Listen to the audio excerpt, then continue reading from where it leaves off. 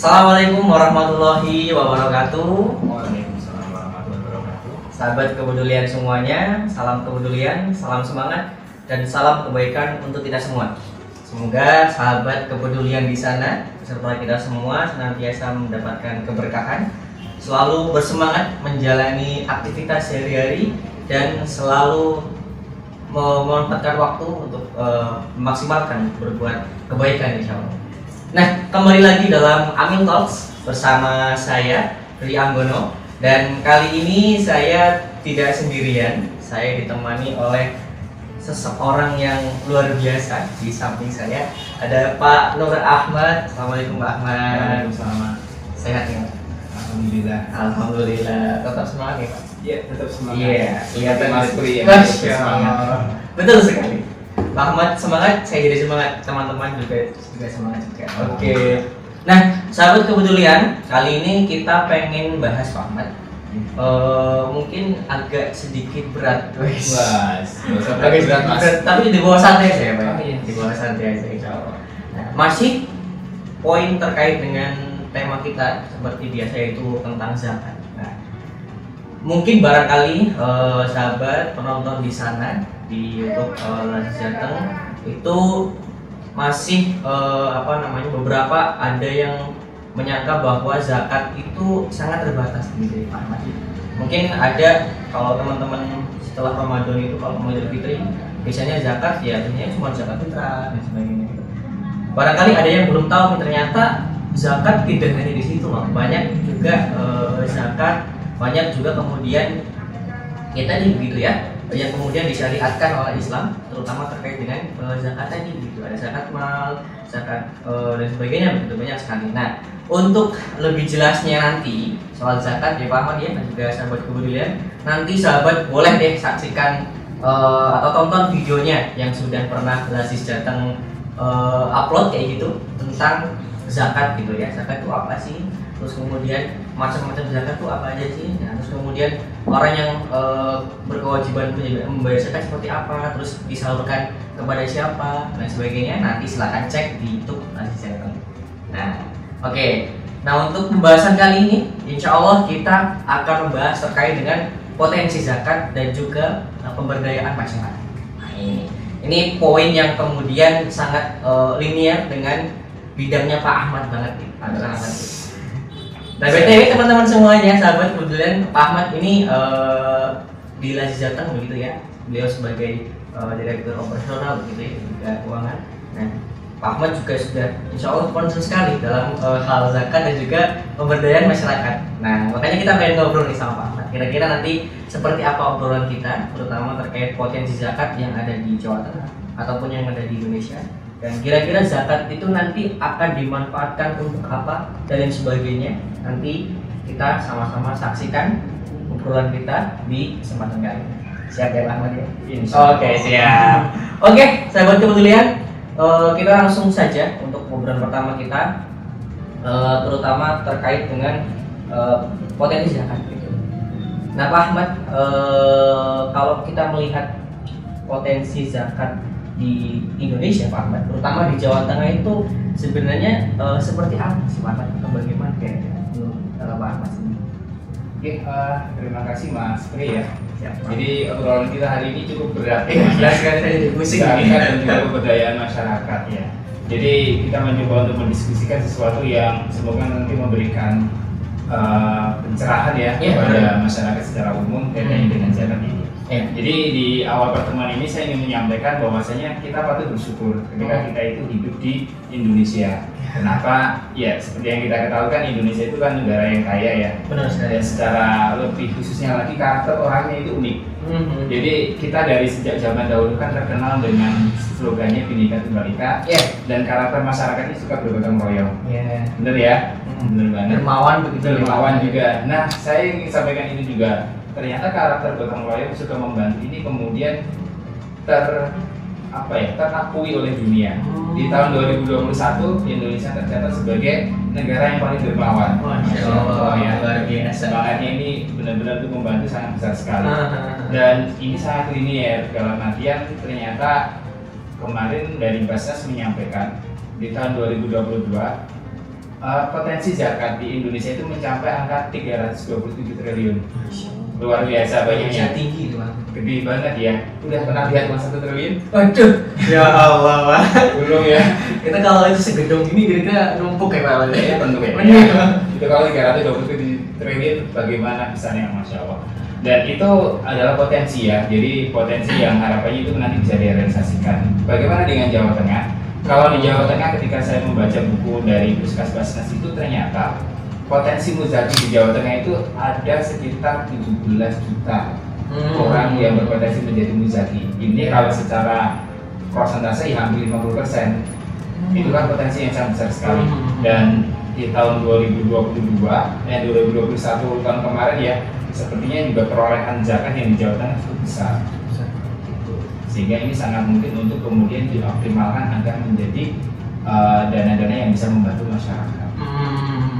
Apalagi kita negara Indonesia itu merupakan mayoritas muslim besar di dunia ya, Pak ya. Iya, benar. Apalagi ya terkait dengan zakat tadi, zakat merupakan sebuah kewajiban gitu ya. Kemudian itu potensinya kalau kita lihat tadi sangat besar ya, Pak ya, di Jawa Tengah sendiri. Sampai tadi berapa, Pak? Sampai di Jawa Tengah? Kalau di Jawa Tengah sendiri saya menyampaikan tadi potensi untuk para muzakinya ya. Jadi itu agak di angka 17 juta orang lah yang berpotensi menjadi muzaki. Bayangkan saja kalau misalnya satu orangnya itu kewajibannya ada 100 ribu, itu sudah berapa angka yang kemudian muncul ya. Benar.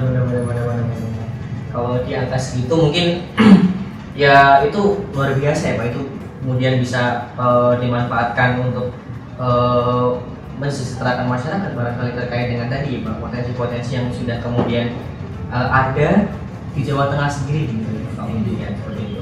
Oke, nah menarik ini, Pak, terkait dengan tadi obrolan kita di awal ya, bahwa kita bangsa Indonesia ya kemudian diakui oleh dunia bahwa kita sebagai bangsa yang dermawan gitu ya, Pak. Bangsa yang kemudian peduli, bahkan tidak hanya tidak hanya peduli dengan bangsa kita sendiri ya, Pak ya. Kalau kita lihat mungkin banyak juga saudara-saudara kita yang sudah dibantu barangkali di luar negeri atau bangsa lain seperti itu ya, Pak Ahmad. Kalau lihat seperti itu bagaimana pendapat Ahmad sendiri? Iya, benar sekali. Jadi ini merupakan salah satu aset ya, aset kemudian gitu ya. Jadi kalau kita perhatikan kan di Indonesia itu yang menyumbang itu kan bukan hanya mereka yang berpunya berpunya duit besar ya. Iya, benar. Istilahnya orang kaya, tapi semua dari level mungkin yang mereka secara kondisi ekonomi itu juga kurang ideal atau dalam kondisi yang membutuhkan, itu pun masih tergerak untuk bisa membantu saudaranya yang terkena musibah. Kalaupun tidak bisa membantu secara material, minimal mereka itu akan sangat gencar untuk mengkampanyekan atau memberikan informasi kepada orang-orang lainnya. Benar. Begitu dermawannya kita begitu Pak diakui bahkan. Ya mudah-mudahan kita juga, dan insya Allah kita juga seperti itu mudah-mudahan ya, Pak ya. Iya, benar dengan adanya potensi tadi begitu. Oke, ini menarik sekali sahabat kepedulian. Di awal kita sudah memberikan bocoran bahwa ternyata kita merupakan bangsa yang dermawan, dan juga kalau melihat potensi zakat tadi begitu ya di kita sendiri di Jawa Tengah sendiri sangat besar dan juga berpeluang untuk kemudian bisa diarahkan terkait dengan pemberdayaan masyarakat atau lain sebagainya. Nah, kalau kita ngomongin soal terkait dengan tadi, Pak, terkait dengan potensi zakat tadi, itu kira-kira apa sih yang kemudian zakat bisa untuk berperan gitu, Pak? Terutama dalam hal-hal yang istilahnya itu menjadi sesuatu yang poin yang mungkin saat ini kita hadapi, yaitu soal isu kemiskinan barangkali di masyarakat dan sebagainya. Karena kita lihat mungkin barangkali masih banyak saudara-saudara kita di sana yang mohon maaf dalam tanda kutip tidak mampu atau dalam keadaan mungkin guapan dan sebagainya. Nah, kira-kira apa sebenarnya peran mungkin ya, Pak, yang kemudian bisa zakat itu kontribusikan ke dalam upaya untuk pengentasan kemiskinan itu sendiri, Pak? Kalau kita ngomongin dengan isu itu, Pak. Iya, zakat dan kemiskinan ya. Oke, sebelumnya mungkin kita awali dari ini ya, regulasi ya. Jadi kalau di Indonesia itu kan ada undang-undang yang menjadi dasar untuk pengelolaan lembaga zakat ya. Jadi Undang-Undang Nomor 23 tahun 2011. Nah, jadi di dalam undang-undang itu disebutkan bahwasanya tujuan dari pengelolaan zakat itu kan satu adalah kaitannya dengan meningkatkan efektivitas dan efisiensi pengelolaan layanan zakat. Kemudian yang kedua adalah meningkatkan manfaat zakat untuk kesejahteraan umat dan juga penanggulangan kemiskinan.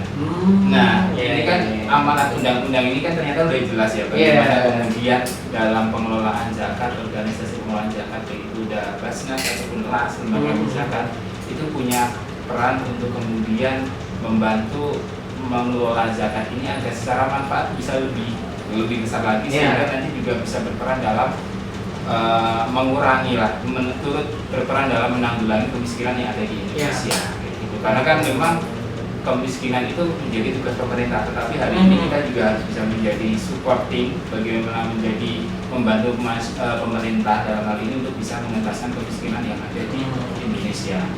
Zakat sendiri kan kalau kita ketahui secara dalam pelaksanaannya itu kan juga kita ada dua jenis ya. Jadi zakat yang sifatnya adalah konsumtif atau istilahnya itu penyaluran dana zakat. Ini biasanya nanti adalah kita tujukan untuk program-program atau untuk memenuhi kebutuhan yang sifatnya mendasar ya. Kebutuhan dasar ya Pak ya? Iya, jadi ada misalkan kebutuhan kaitannya dengan pangan, dengan biaya sekolah, atau dengan kebutuhan-kebutuhan yang sifatnya itu menjadi satu kali lah istilahnya, tidak satu kali diberikan kemudian sudah selesai. Primer berarti Pak? Iya, kebutuhannya primer. Dan juga yang kedua ini yang lebih menarik adalah ketika kita nanti sudah berbicara tentang zakat produktif atau pendayagunaan zakat. Nah, jadi ini satu level lebih di atas daripada ketika kita berbicara tentang zakat konsumtif ya. Jadi yang tadinya hanya untuk memenuhi kebutuhan sesaat, untuk memenuhi kebutuhan yang sifatnya mendesak, tapi kemudian ketika kita berbicara tentang zakat produktif itu bagaimana kemudian kita sedang berupaya mengoptimalkan dana zakat itu menjadi instrumen, menjadi alat untuk mengangkat harkat martabat dari para mustahik, para penerima manfaat dari zakat. Jadi selain zakat itu nanti dana yang sahabat kemudian salurkan gitu ya Pak ya, nanti kemudian kita berikan kepada para penerima manfaat yang itu memang sifatnya itu untuk kebutuhan yang primer ya Pak ya, kebutuhan yang mendesak yang mungkin yang menjadi kebutuhan dasar dari penerima manfaat. Ada juga yang zakat yang sifatnya produktif ya Pak ya, yang istilahnya itu bisa apa namanya ya tadi begitu ya, bisa kemudian ibaratnya mungkin diputar lagi Pak ya, diputar lagi untuk kemudian menjadi tadi bisa mengangkat harkat martabat ya Pak. Istilahnya mungkin ya bisa dalam keadaan mungkin lebih baik lagi terkait dengan penerima manfaat itu Pak ya. Iya, jadi ibaratnya itu kalau kita berbicara zakat konsumtif itu kalau kita memberikan bantuan ya zakat konsumtif itu kayak ikan. Tapi kalau kita berbicara zakat produktif itu kayak kail. Jadi kalau ikan itu kan memang istilahnya kita berikan kepada katakanlah penerima manfaat atau orang itu ketika nanti ikannya dimakan habis ya sudah selesai, maka orang yang menerima itu kan nanti akan mendapatkan kesulitan kembali untuk memenuhi kebutuhannya. Tetapi ketika kita itu memberikan kail, maka di situ ketika kail dan ikan lah ya, jadi ketika nanti ikannya udah habis kemudian juga dia sudah diberikan kail kan dia bisa mencari sendiri, bisa memancing sendiri bisa memancing sendiri dan timbul kemandirian. Itulah yang kita harapkan ya. Jadi adanya perubahan yang tadinya itu dia ya kasarnya itu dia menggantungkan hidup kepada orang lain dengan meminta-minta atau mungkin membutuhkan bantuan orang lain untuk bertahan hidup, kemudian dia bisa menjadi orang yang mandiri, bisa memenuhi kebutuhan dirinya sendiri dan juga keluarga. Itu filosofinya ya. Kalau mau membandingkan secara singkat, kalau zakat yang sifatnya konsumtif itu ya kan, tapi kalau yang produktif itu kailnya itu ya. Menarik ya ya, filosofi ya. Menarik sekali perbincangan kita terkait dengan tadi ya Pak ya. Bagaimana peran zakat itu bisa sampai kemudian berusaha untuk mengentaskan kemiskinan, terutama terkait dengan tadi ada zakat konsumtif, ada zakat juga produktif. Nah, bagaimana kemudian Pak terkait dengan tadi begitu ya, terutama di Lansetan itu sendiri Pak. Kan istilahnya kan kita juga mengikhtiarkan untuk yang demikian tadi Pak ya, terutama untuk pendayagunaan zakat dan sebagainya. Nah kira-kira sejauh ini Pak, ketika kemudian Lansetan sudah ini berumur 15 tahun ya Pak ya, sekitar 15 tahun ya Pak ya. Baru jaminan Kemarin, ya, gitu ya. baru jaminan kemarin tanggal 1 Agustus. Nah, Iya. kira-kira program apa kemudian yang sudah kita berikan atau kita sudah suguhkan terkait dengan potensi zakat dan juga budaya gunaan zakat tadi Pak, terkait dengan untuk masyarakatnya. Iya, jadi selama 15 tahun kiprah ngaji zakat ya, tentu kita sudah berupaya memberikan yang terbaik ya kepada masyarakat dan juga umat. Kita mencoba amanah untuk mengelola dana-dana yang memang sudah dititipkan dari para donatur, para musafir ke dalam program-program yang itu memang sesuai dengan kebutuhan dari para musafir. Dan salah satu program yang hari ini kita di tahun 2022 secara khusus kita concern, kita memberikan perhatian lebih adalah program-program yang sifatnya pendaya gunaan.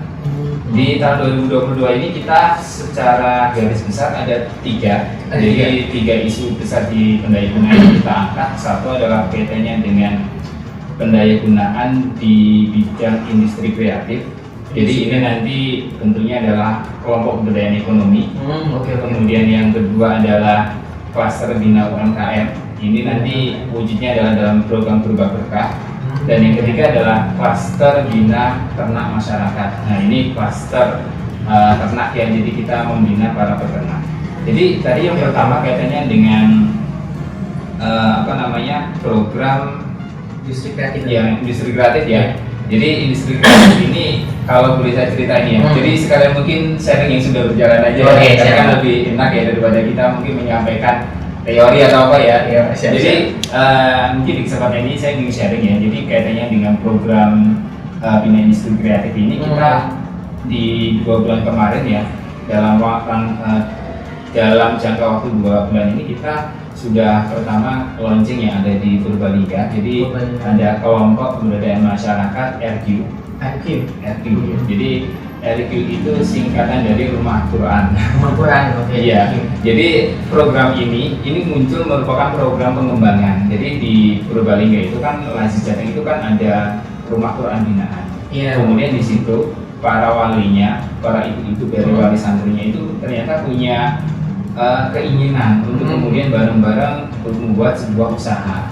Maka di situ dibentuklah kelompok pemberdayaan masyarakat atau kelompok yang dinamai dengan RQ tadi. Nah di situ para ibu-ibu memproduksi berbagai macam jenis snack ya di situ ya. Nah di situ Lazis Jateng kemudian masuk mengintervensi, memberikan pendampingan, juga memberikan kaitannya dengan pembinaan dan juga bantuan modal, sehingga kelompok itu hari ini bisa eksis dan bisa terus memproduksi. Bahkan kabar terbaru ya yang kemarin kita dapat, ternyata produknya itu sudah bisa masuk ke salah satu toko oleh-oleh. Masya Ini kan Allah. kabar bagus ya. Iya Jadi kan di situ benar. memang ada sebuah progres yang bagus yang kita harapkan memang itu nanti akan membuat kelompok ini bisa semakin besar. Iya.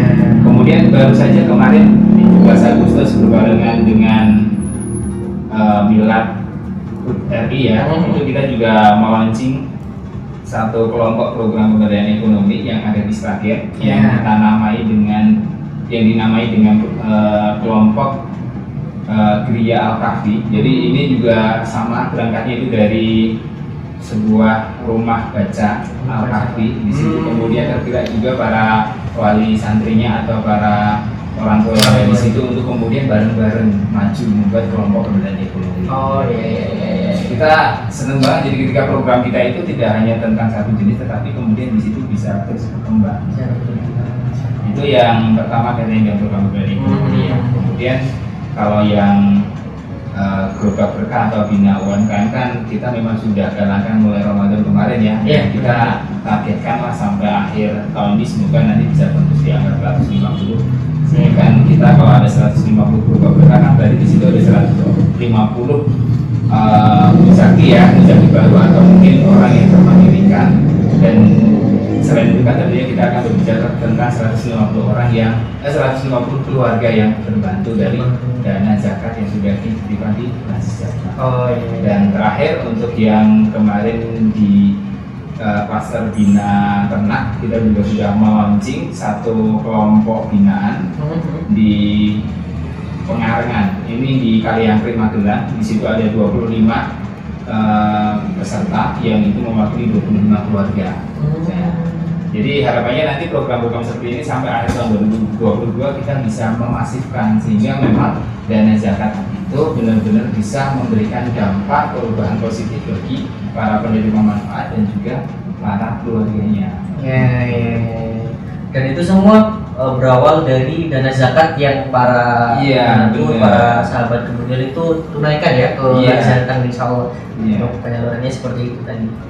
Oke, sangat keren sekali terkait dengan tadi Pak bagaimana kemudian dana zakat yang sahabat kepedulian salurkan itu bisa kita manfaatkan lagi. Tadi ada di bidang industri kreatif, kemudian di bidang ekonomi, dan juga dari penerangan, dan masih banyak juga mungkin yang lain sebagainya yang terkait dengan pemanfaatan dana zakat. Jadi sahabat kepedulian semuanya tidak usah khawatir begitu ya terkait dengan dana zakat yang sudah Anda salurkan kepada kami. Insya Allah akan kemudian disalurkan tepat sasaran, dan juga bagaimana mungkin kita amanah untuk kemudian mendayagunakan terkait dengan tadi ya, dana zakat yang sudah disalurkan. Oke, mungkin sebelum kita lanjut lagi Pak ke pertanyaan selanjutnya, di depan Pak Ahmad sudah ada hidangan, monggo silakan dicicipi dulu. Oke. Ini tadi tidak haus ya. Iya, ini nggak endorse ya. Oh, nggak endorse ya. Endorse ini. Kayaknya tertarik juga nih, harusnya besok Laisis Data juga harus bisa buat produk seperti ini. Oh iya Pak, harus Pak.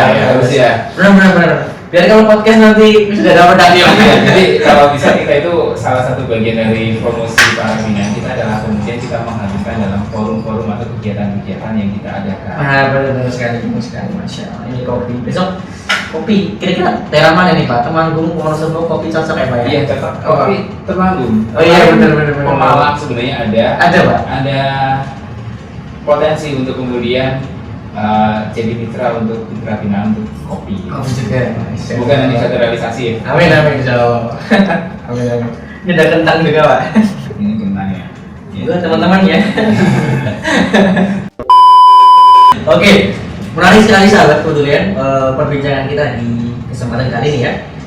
Kita sudah membahas terkait dengan tadi zakat, terus peran zakat kira-kira yang disalurkan kemudian diarahkan kemana saja, dan kita sudah kemudian membahasnya.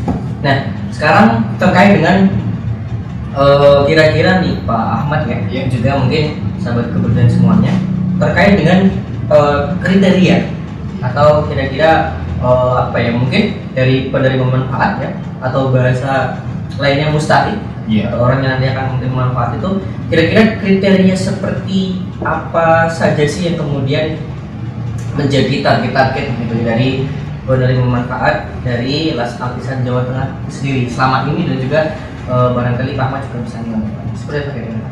Iya, jadi kaitannya dengan penerima manfaat ya, sebelumnya nanti kita secara kita menyampaikan kaitannya dengan kriteria, mungkin saya ingin mengawali kaitannya dengan pembahasan kemiskinan. Jadi mencoba untuk melihat kemiskinan dari perspektif lembaga zakat. Jadi kan kalau hari ini itu kita seringnya ketika berbicara tentang kemiskinan itu adalah kondisi tentang kekurangan material.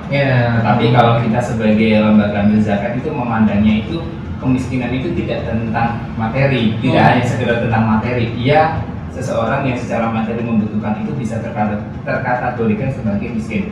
Tetapi ada juga kaitannya dengan spiritual. Ini jadi poin penting di kita. Ini poin juga ya Pak ya? Iya benar. Jadi kita itu memandangnya miskin itu ada dua. Jadi miskin secara materi, juga miskin secara spiritual. Jadi ketika kita dalam proses melakukan assessment, melakukan verifikasi mustahik, itu kita bisa memetakan lah para calon penerima manfaat ini ke dalam 4 kondisi. Jadi kalau di kita kan sebagai seorang muslim kan juga sudah pernah disampaikan oleh Rasulullah ya, bahwasanya kan salah satu bentuk kemiskinan dalam hal spiritual itu kan rasa tamak ya. Jadi rasa tamak itu kan tidak berbicara tentang materi. Kadang-kadang kan orang yang secara materinya itu banyak, tapi kalau di dalam hatinya itu ada rasa tamak, itu kan tetap akan merasa kurang dan kurang terus ya. Kadang-kadang kan dia akan menghalalkan segala cara ya. Tapi ketika di situ ada orang yang secara materinya itu tidak terlalu berlebihan atau terlalu istilahnya melimpah, tetapi di situ ada spiritual yang bagus atau istilahnya kayak spiritual, mungkin dia bisa menjalani hidup dengan baik. Nah, kembali tadi ya ke kondisi mustahik ya. Jadi ketika nanti kita memadukan kondisi spiritual dan juga kondisi material dari calon penerima manfaat itu, kita akan mendapatkan 4 kondisi. Yang pertama itu adalah kondisi seseorang atau keluarga yang dia itu kaya secara spiritual dan juga kaya secara material. Ini kondisi kebahagiaan hakiki lah. Semua orang pengen. Mas Pri juga pengen kan kayak gitu. Habis dunia kita dapat gitu. Iya, itu kan istilahnya itu kalau anak-anak muda itu bilangnya kaya, muda kaya raya, kalau mati masuk surga. Ya, kayak gitu gambarannya. Jadi secara materinya dapat, tapi secara spiritual juga dapat. Ini adalah kondisi yang sangat ideal dan ini pasti sangat dipingini oleh semua orang. Kemudian yang kedua itu adalah kondisi di mana dia secara material itu terpenuhi atau berkecukupan, tetapi secara spiritual dia kurang. Nah, inilah kemudian kondisi yang disebut dengan miskin spiritual. Kemudian ada juga yang ketiga itu adalah seseorang atau keluarga yang di situ dia secara spiritual itu terpenuhi ya. Dia zakat, dia menjalankan sholat, tetapi secara aspek material itu dia kekurangan. Inilah kondisi yang kemudian disebut kemiskinan material. Kemudian yang keempat ini adalah kondisi yang benar-benar nggak ideal ya. Jadi kita mencoba untuk menjauhi. Jadi secara spiritual dia itu juga kekurangan, tetapi secara material juga dia itu kekurangan. Inilah yang kemudian disebut kemiskinan absolut. Nah, inilah yang kemudian menjadi objek dari penerima manfaat zakat atau infak sedekah yang ada di lembaga kelas ya, terutama di lembaga kesehatan ya. Karena kita menyadari bahwasanya kondisi-kondisi yang seperti ini adalah sebenarnya mereka itu punya potensi, kemudian untuk kemudian diangkat secara harkat dan martabatnya itu yang tadinya dia adalah mustahik kemudian menjadi muzaki. Jadi 4 kondisi kayak gitu ya secara umum ketika kita melihat kriterianya itu. Jadi kalau yang satu kan mungkin pasnya kan jadi muzaki ya. Benar. Kemudian yang kedua ini, jadi ketika nanti itu kita menemukan yang secara materialnya itu kekurangan, nah ini kan nanti kan juga secara penanganannya kan berbeda ya. Kemudian kalaupun nanti kita juga ketemu yang tadi secara spiritualnya yang kurang, maka ini juga penanganannya beda, apalagi yang ketiga. Jadi sekilas kondisinya seperti itu. Dan tentunya kan ini sesuai dengan asnaf ya. Kalau pemberdayaan ekonomi atau program sifatnya produktif, kita terutama mengarahkan kepada asnaf yang miskin. Kalau tadi berarti dari mustahik jadi muzaki. Mungkin jadi spiritnya ya Pak ya. Insya Allah luar biasa sekali. Jadi tadi dari mustahik jadi muzaki atau orang yang tadinya menerima manfaat zakat tapi dia kemudian diberdayakan atau digunakan sehingga dia bisa menjadi muzaki atau orang yang nanti bisa berzakat, bisa berdoa seperti itu. Itu semangat yang kemudian dijunjung juga oleh lembaga zakat terutama di Jateng sendiri. Iya, betul sekali. Jadi kalau kita berbicara tentang program pendayagunaan zakat atau mungkin zakat produktif itu memang prosesnya panjang ya. Kalau tadi ketika kita berbicara tentang zakat yang sifatnya konsumtif, mungkin kita sekali memberikan kepada mustahik, kita tinggal udah selesai habis ya. Karena ada mustahik datang ke kita, dia menyampaikan keluhan, anak saya ada tunggakan sekolah, udah kita kasih bantuan sekolah, udah selesai ya. Tapi kalau kita berbicara tentang program pendayagunaan zakat dalam hal ini mungkin dalam bidang ekonomi, itu tidak cukup hanya kita memberikan bantuan modal usaha, kita tinggal nggak bisa. Tapi di situ kita harus ada proses yang namanya mulai dari pemberian bantuan, yang itu nanti kita wujudkan apakah dalam bentuk modal ataupun perlengkapan sesuai dengan asesmen yang kita lakukan. Tetapi kemudian di situ ada kegiatan pembinaan, ada kegiatan pendampingan dan juga pelatihan. Ini pembinaan, pelatihan, pelatihan dan juga pendampingan ini hampir-hampir mirip sebenarnya. Tapi kalau pembinaan itu kita memang akan menitik beratkan pada hal-hal yang sifatnya ruhiyah atau spiritual. Jadi kembali ke yang tadi ya, bahwasanya kan mustahik atau penerima manfaat itu secara ruhiyah tetap harus kita kuatkan. Benar-benar. Biar dia kaya spiritual juga ya Pak. Iya betul. Jadi yang sudah kaya secara spiritual itu ya spiritualnya tetap terjaga. Tapi kalau yang masih kurang itu nanti bisa terus naik ya. Iya, benar. Kemudian kalau aspek pendampingan ini kaitannya dengan usahanya, biasanya kita akan coba dampingi ada masalah apa, kemudian ya semacam jadi konsultan untuk mereka ya. Karena bisa jadi orang-orang yang punya usaha itu nggak berkembang karena dia nggak punya tempat untuk curhat atau ada mentornya ya Pak? Iya, betul banget, mentor ya. Kemudian kalau yang kaitannya dengan pelatihan kan ini yang lebih pada pengembangan skill ya, atau pengembangan yang dibutuhkan agar usahanya dia bisa berkembang. Jadi panjang kalau berbicara tentang program pemberdayaan itu atau cara produktif itu nggak cukup 1 hari, 2 hari. Oke, kita satu pekan saja ya. Sampai 1 tahun. Oh itu karena memang proses untuk dari mustahik ke muzaki itu butuh waktu yang cukup lama ya. Kalau di kita itu kan memang parameter keberhasilan itu kita buat berjenjang ya.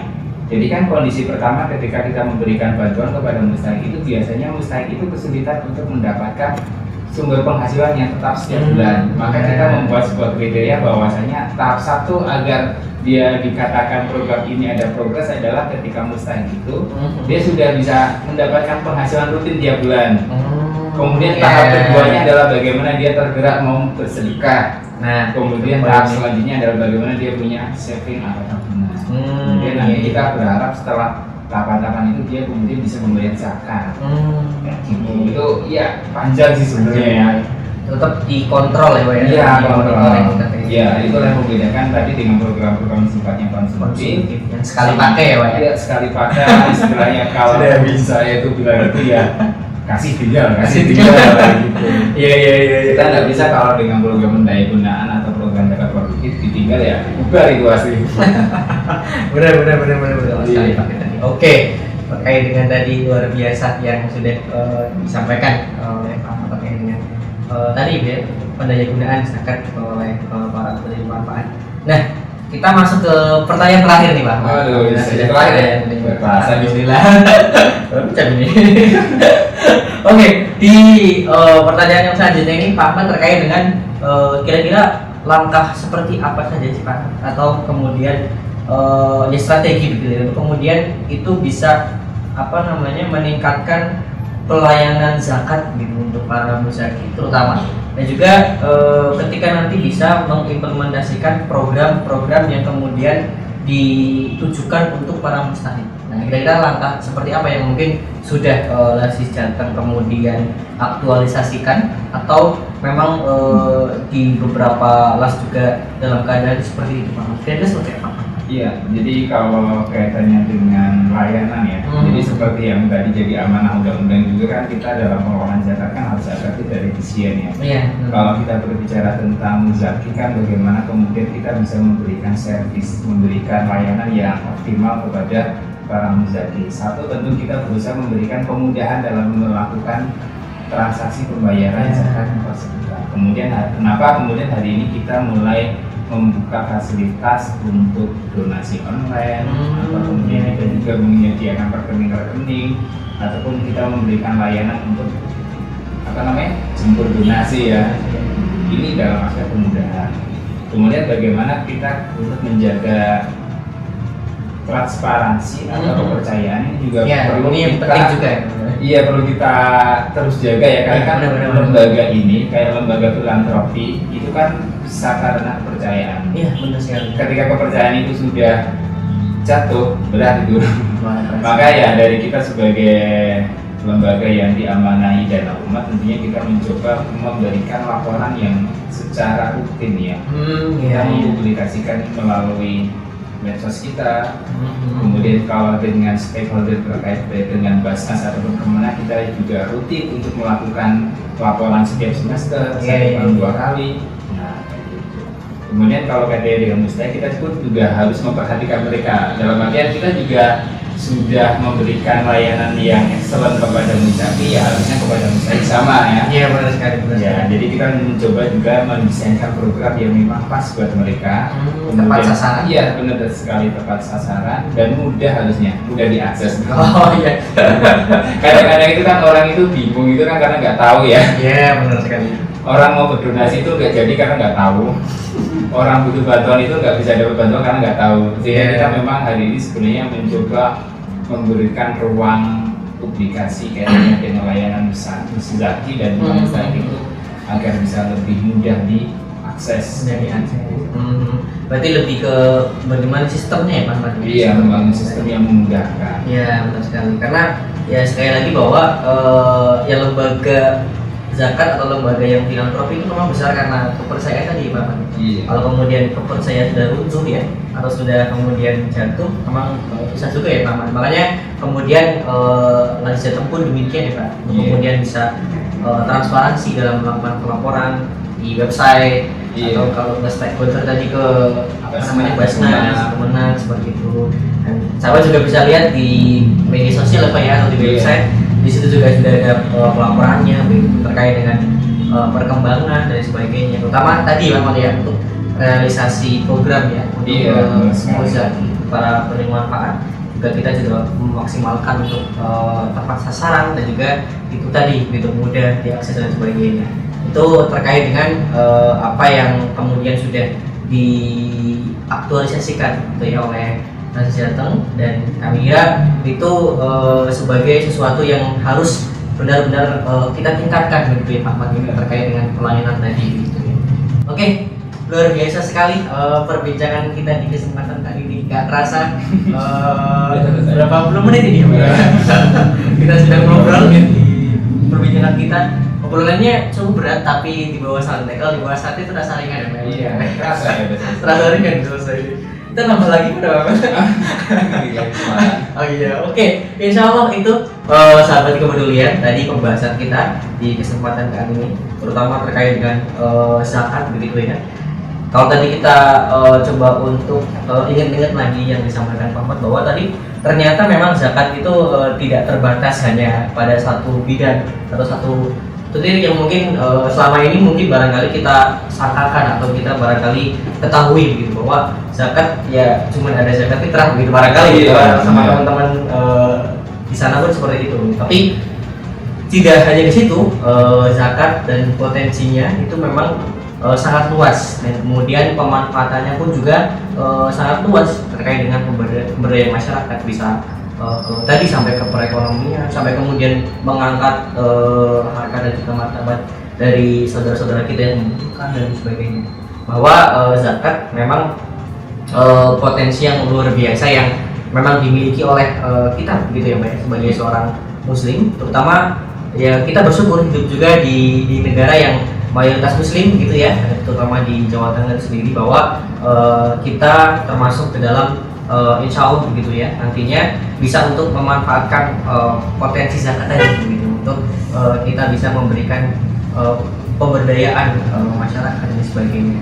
Dan Lansjateng juga insya Allah demikian Pak Ahmad ya, kita berusaha untuk tadi meningkatkan pelayanan terutama terkait dengan zakat, terus kemudian bagaimana kita meng-create program-program yang nanti tepat sasaran untuk para penerima manfaat dari zakat yang sahabat salurkan dan sebagainya. Insya Allah itu perbincangan kita di kesempatan kali ini sangat luar biasa, dan mudah-mudahan ada banyak manfaat yang bisa sahabat kepedulian terima begitu. Dan nanti kalau sahabat kepengen untuk kita bahas apa di kesempatan selanjutnya, silakan bisa komen di bawah ya. Di kolom komen YouTube atau di media sosial yang lain di dan sebagainya, kita mau bahas apa, insya Allah kita akan coba untuk membahas di kesempatan Amin Talks sebetulnya. Itu Pak Mas, sekali lagi terima kasih banyak. Saya selalu sehat selalu Pak Mas, biar tetap semangat. Oke, terima kasih sahabat kepedulian semuanya sudah menyaksikan kami, obrolan kami. Semoga ada manfaatnya, kemudian bisa bisa diterima begitu. Kalau ada salah kata, saya pribadi mengucapkan permohonan maaf yang sebesar-besarnya.